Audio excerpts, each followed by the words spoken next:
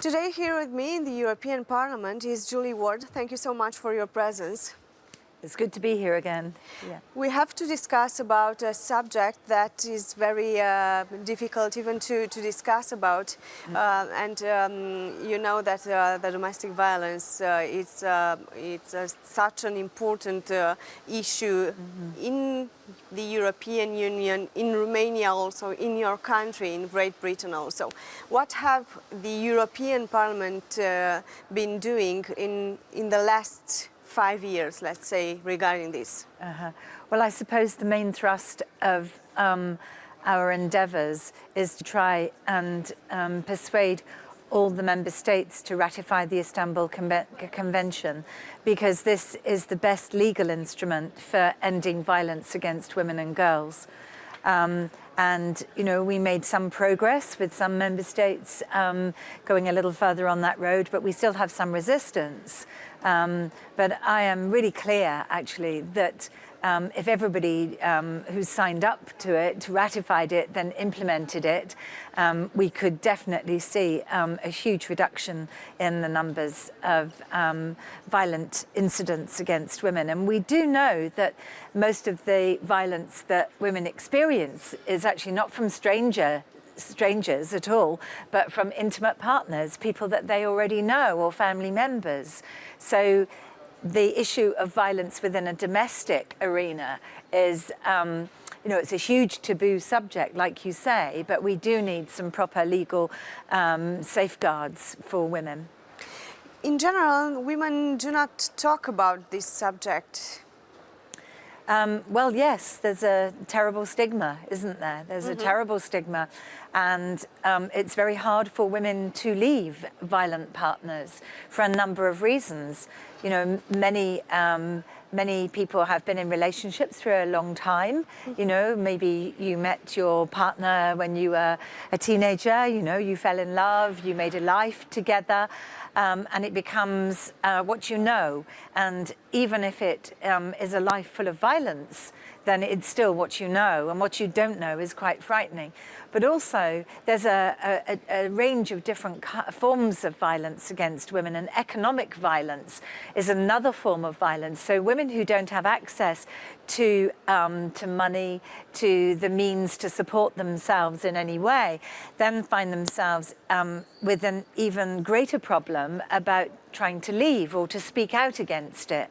There's a huge issue as well about women being believed. Yeah, so exactly. Yeah, and victim blaming. We have so many different issues that women have to face. So not only might you be a victim of violence, but then you also have all these other cultural and social traditions or, you know, habits, which actually make it very difficult for you to open up about your story, to seek help, whatever. And I do think there's a huge problem in the age of austerity with enough financial support for refuges, for legal aid, for a whole range of different measures that actually women need. And I have to just say that austerity is also another cause of violence. So in a family where suddenly there's less money or people have got insecure work, you know, then you find that partners can become more violent. They're more on edge. They, you know, they feel that they want to support their families. They want to be the man of the house, and suddenly they're also kind of emasculated by this situation. So it's very complicated. Also, alcohol consumption puts more violence in a family. What's your advice for women that are suffering? Well, you know, you're not the only one. And I think it's also important to recognize that this issue cuts across all classes, okay? There are, you know, we know because there are very famous cases of women who are celebrities, who are very rich, but actually are in relationships or have been in relationships that have been very, very abusive. And I just also talked about women living in poverty, you know, in insecure environments. They're also at risk. So I think what every woman can understand is that this is not just just something that is happening to you, but it is happening to many women from many different situations. And there are organisations out there that have been set up to support you, and many of the women running those organisations have also been victims. So you can be speaking to somebody who absolutely understands the situation. I think that we need to find a form of solidarity, really, with each other. And I think it's very important for us to try and encourage women to tell their stories and to find, through the telling of their stories, a form of, affirmation and dignity, because then you can move on. We have to get to a stage where people are not completely constrained and limited by being defined always as somebody who was a victim of violence. But it's very difficult to come to terms with that until you get to a place where you can deal with it. So counselling is hugely, hugely important, being able to speak about it. But generally women are good about talking to each other. We're very good about being sisters in solidarity, and but public information is going to be really, really important. Going to police and reporting that person who's abusing is a very big step. It is, but the police need training. The police need training as well. All the different public agencies that might come into contact with women who've experienced violence actually need to have some really careful, sensitive training. The judicial system, lots of women maybe would tell their friends, would tell the refuge, would tell the sort of social services, but don't ever want to go that next step where you become then a very public figure. You're in the media, you have to undergo the sort of public limelight of a trial or whatever, and that's very, very difficult for people. You've seen a lot of studies. How big is the impact? I know it's huge, but I'm asking you in order to see if I'm wrong or not. How big is the impact on a boy or on a girl who's been raised in an abusive family?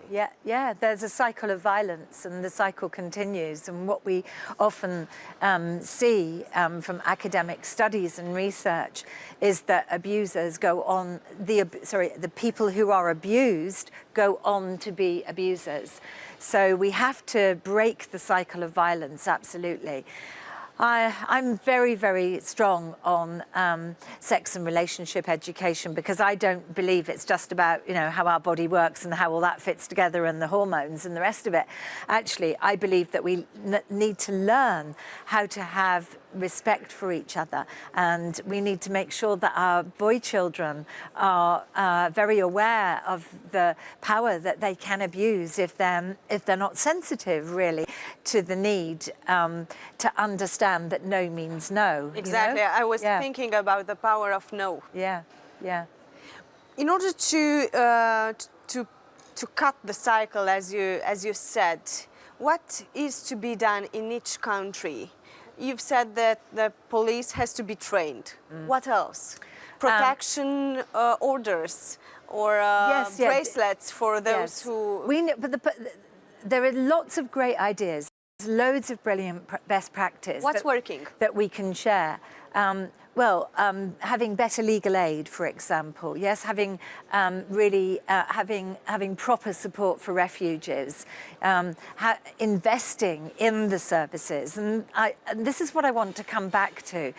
There are loads of good people in the community, volunteers, but we need state investment in this. We need governments to put their money where their mouth is and say we need to really take care of these women, and we need to publicly support these services and make it front and centre of our policy about ending violence against women and girls. Governments need to lead, and we need to lead by putting money down and saying, we will invest in this. And I think that's one of the problems with some governments governments not wanting to ratify the Istanbul Convention.